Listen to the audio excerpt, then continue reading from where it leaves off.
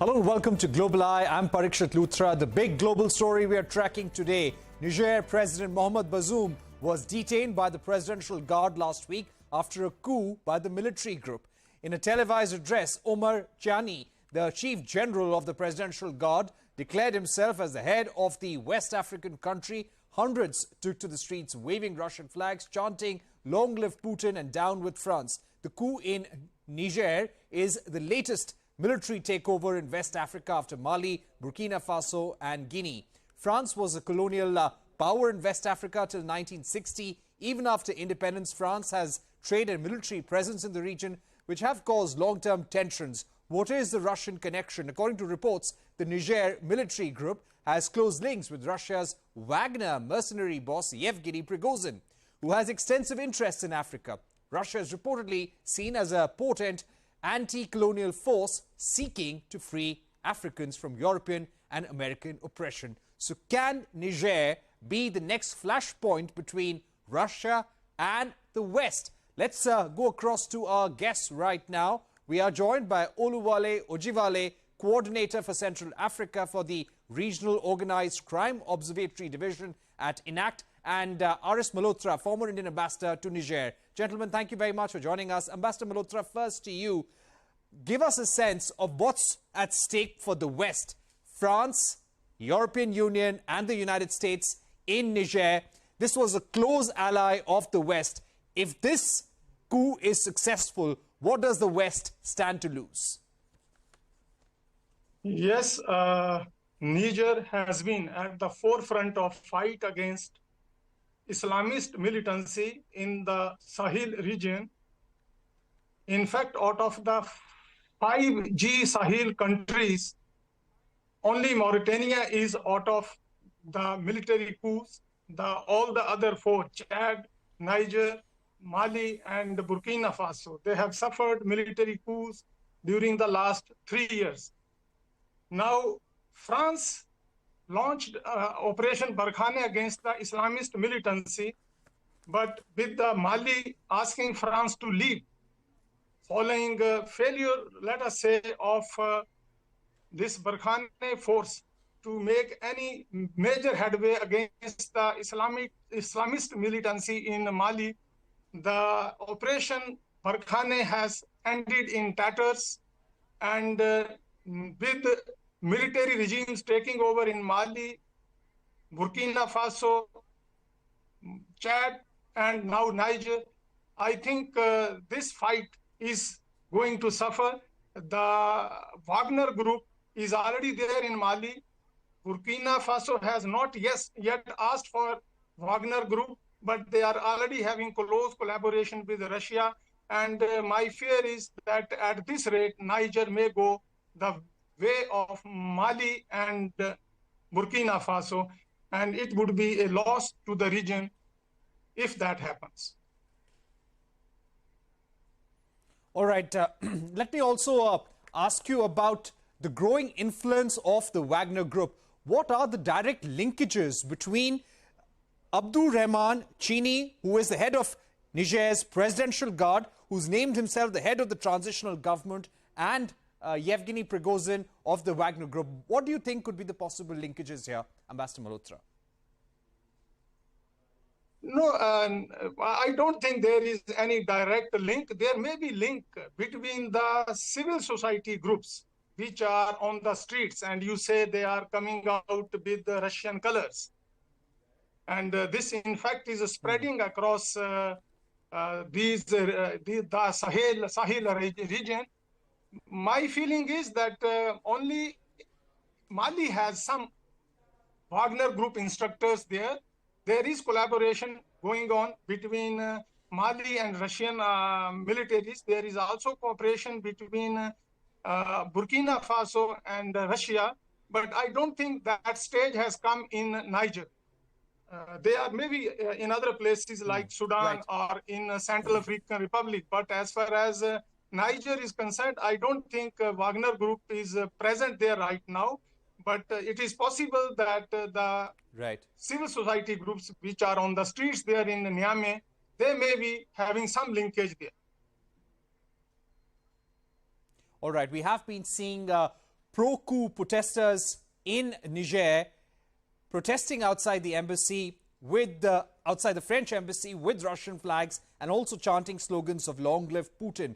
Let me also go across to Mr. Ojewale at this point. Mr. Ojewale, when it comes to Niger and what's happening on the ground, we know that the President Mohammed Bazoum, is right now restrained to the presidential palace.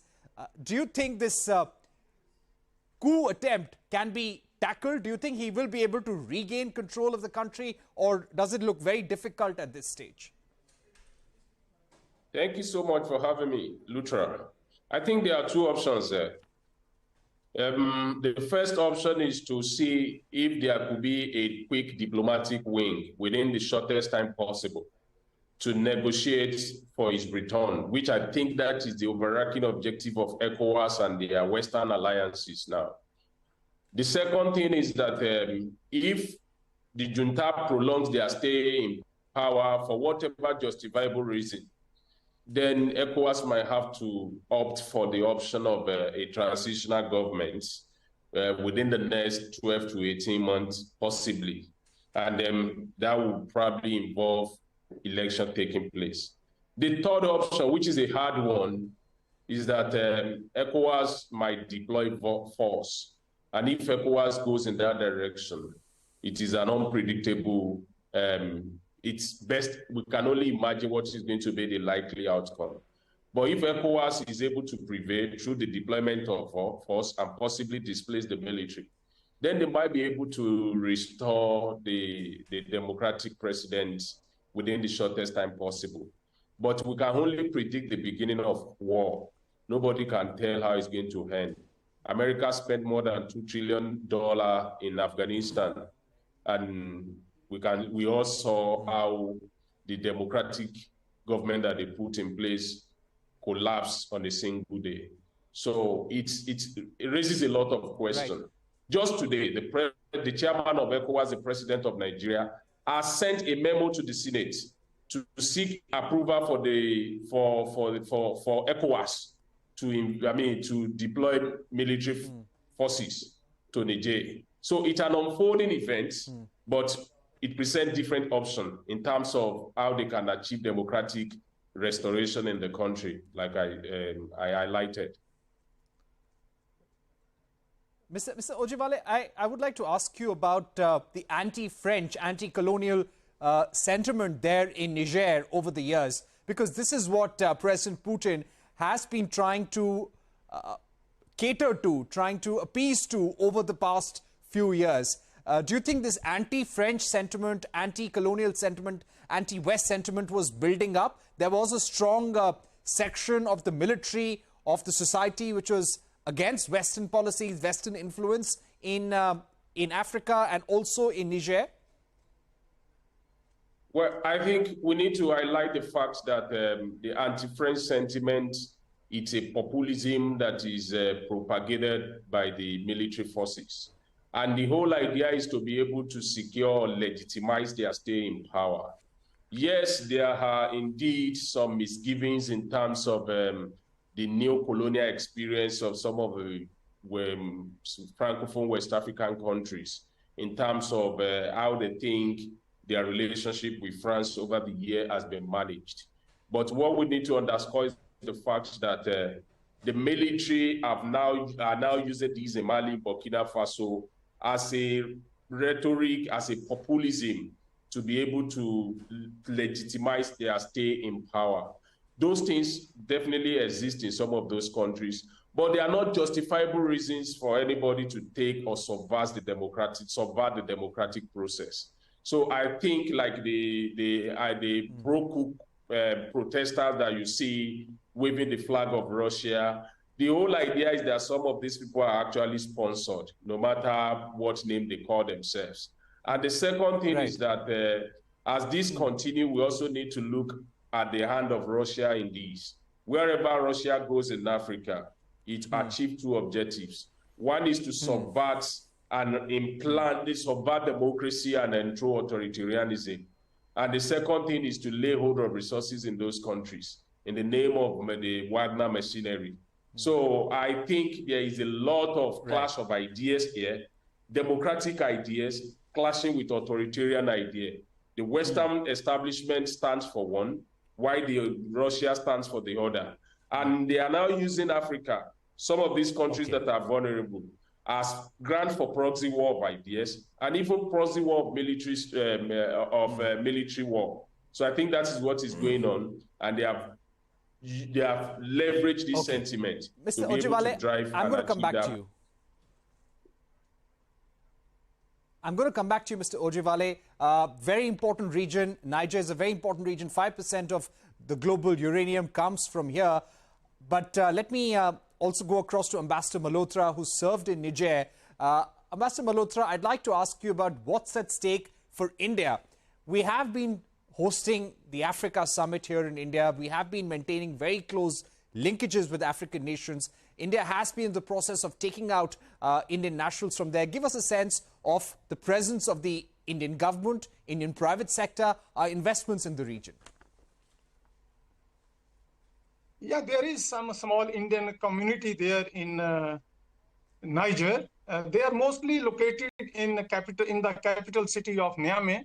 And there are a few companies which have some kind of presence there in the hospitality sector or in the sector of tourism, and also in retail, maybe some automobile also. But it's not a kind of large scale presence there. And as far as India's relations with Niger are concerned, yes, India is the largest democracy. In that sense, one can say that the coming of junta there is a kind of setback, but the overall relationship is not going to be damaged by that. I think as long as law and order holds there, our relationship will stay. And India will, of course, not directly, but in whatever way, will try to nudge that normalcy returns to Niger, and there is a slowly but surely movement towards civilian power taking over the regime of the country. Right. Mr. Ojewale, if I were to ask you about what is the change in mood or change in sentiment on the ground in Africa, in Niger, that India needs to be wary of, cautious of in the years to come, if this coup is sending out any message, what would that be?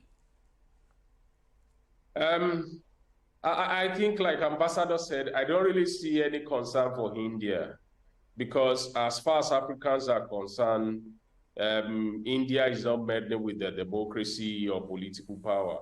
I think majority of Indians that I've seen across here have come solely for business. And there is lesser interference in any way in terms of the political development across Africa with respect to India. They have a lot of flourishing businesses on the continent. The concerns for Africa is about the role of the West on the continent, the role of Russia on the continent, and the role of China on the continent. I think these are the three concerns of most Africans as far as foreign relations and international relations with different countries are concerned, who have entrenched interest in their political development on the continent. Right. We've run out of time, but thank you very much, Mr. Ojewale and Ambassador Malhotra, for joining us on this program. Let's hope that peace prevails and the violence subsides in Niger. We're going to take a short break here on Global Eye, but coming up, luxury automaker and aero engineering major Rolls-Royce cashed in a huge order from Air India this year. It's the first one since 2005. A special interview with Simon Burr, Director of Engineering and Technology at Rolls-Royce. Stay tuned.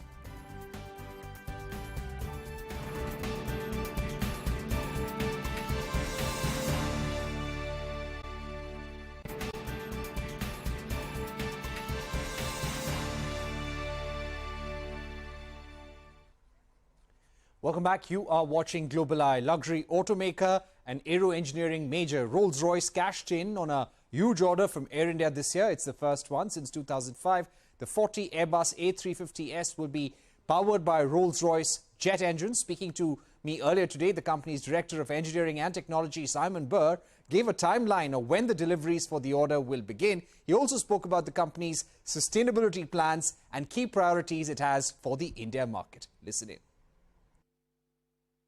So for Rolls-Royce, we have a number of relationships in India. Actually, they go right back to the 1950s, where we first started building engines in India. Our priorities for this year are to get the A350 into service with Air India. It's a massive milestone for us, and continue to develop our long relationship in India with our suppliers and partners, and also on the defence side, where we support a number of aircraft with the Indian Armed Services. And also, we have strong relationships on diesel engines with Indian partners. So we've got a great number of relationships in India which go back over decades, and we're very proud of those. Right. How significant is the Air India order for Rolls-Royce? What are the delivery timelines like? So the first aircraft should be delivered this year, and Air India can really look forward to a tremendous aircraft. The A350 is a wonderful aeroplane, and we supply the engine for that. The Trent XWB-84 has been in service since 2015, an incredibly reliable and quiet and fuel-efficient engine. So the experience for customers of Air India will be amazing, really, with that aeroplane, and that's our priority, to get that, support that aircraft going into service later this year. Right. We've been seeing a lot of supply chain issues with Pratt & Whitney engines, and there have been supply chain issues with aircrafts globally. How have things been for Rolls-Royce, and what are some of the steps that you're taking to overcome those supply chain hurdles? Yeah, as we've come out of the COVID period, the supply chain has been stretched in aerospace. Some employees in different companies retired, and so companies have had to hire again. So far, we've managed pretty well. There are challenges. I'm not going to pretend there's not challenges, and so every day we have to work very, very diligently. But we are making good progress. The number of engines we're delivering is growing, and we're able to support our customers. But there'll be stresses at least well into next year. Right. Now, when it comes to manufacturing in India or setting up a base in India, what are some of the steps that you're taking in that direction to move more supply chains to India, to source more from the India market? So there's two ways that Rolls-Royce source work in India. One is through manufacturing, and we actually have a joint venture in India, certainly for aerospace, which is very successful, IAMPL, and that's expanding. And we also use a tremendous number of very talented Indian engineers in partnership. We've got our own Rolls-Royce India employees, but we also have partnerships. It amounts to several thousand engineers. So there's the technical side and also manufacturing. And we've seen expansion. The capability of the Indian market is tremendous, and we see opportunities for expansion there over coming years. Right. I'd like to ask you about Rolls-Royce focus on sustainability. What is the roadmap that you're taking towards decarbonization, towards net zero goals? So if we think about in aerospace, where people fly, so familiar with that, Rolls-Royce has got basically three legs. The first one is to make jet engines more efficient, and you've heard about our UltraFan, the world's most advanced efficient engine, which ran this year. The second one is sustainable fuel, so not using fossil fuels, but fuels from sustainable sources. And the third leg is alternative means of power and so on, electrical, hydrogen, and we've been investing in that as well. So all of those things come together in our journey on sustainability. Right. Now, a lot of work is being done on alternate fuels, including green hydrogen. What are some of the investments? If we were to ask you about how Rolls-Royce is prioritizing its investments towards alternate fuels, sustainable fuels for the future, how would you prioritize or categorize your investments in order of importance? the biggest single investment in the company is in making our jet engines, more efficient and durable, because that helps burn less fuel. But we've made huge efforts over the last 3-4 years to show that our engines can run on sustainable fuel, 100%. So no fossils, 100% sustainable fuel. And in fact, excitingly, later this year, we will power an aircraft crossing the Atlantic. With Virgin Atlantic, we're crossing the Atlantic with an aircraft 100% powered by sustainable fuels. So that's a big milestone. Last year, we also ran an engine on 100% gaseous hydrogen, and we are investing in testing our engines on hydrogen. So what we're trying to do is help governments and regulators invest and set parameters for investment with confidence that jet engines won't be a constraint on much bigger uptake of sustainable fuels. Right. If I were to ask you, Simon, what kind of roadmap can India take towards adopting sustainable aviation fuels? What would be some of the best examples that India can emulate, and what is the road that can be taken towards sustainability in aviation in India? So I think there are sort of three things. India is already producing some sustainable fuel, and so it's investment in that and increasing the investment. And really what we see around the world is, in some instances, governments are regulating to increase the percentage of sustainable fuels by airlines. And in other countries, there are tax incentives to make sure that oil companies and other experts can invest in this market. So it's a combination of either incentives through the tax system or regulation to drive investment. But investors need to see that the market is secure, and it will be there when they bring all these new investments to life, petrochemical works and so on. But it's happening. We see week by week people making investment choices, airlines, and also customers, passengers, asking operators, airlines, to do this. So we're seeing an increasing uptake, but it's from a low base. It's less than 1% worldwide today. And what we're doing in Rolls-Royce is making sure that one day it can be 100%. Right. My final question to you would be once again about India. When it comes to future investments, future priorities for the India market, what would those be? How important is India for Rolls-Royce as a market globally? It's hugely important. You know, we're enormously proud that Air India have selected the Airbus aircraft and Rolls-Royce engines for their part of their growth. We've powered the Indian Armed Forces, provided engines for them for decades, and we've been building engines in India since, as I said, since the 1950s. So it's a huge market. It's a growing market, and it's a very, very important market, not just for aero engines, but for our diesel engines and so on. So you'll continue to see growth and tremendous interest in that market. I've worked with engineers based in India for 20 years, and we wouldn't operate without them. So it's a very, very important market, and we're proud to operate there. And hopefully you'll see more growth in coming years. All right, that was Simon Burr, Director of Civil Engines at Rolls-Royce. With that, it's a wrap on this edition of Global Eye. Thank you for watching. Goodbye.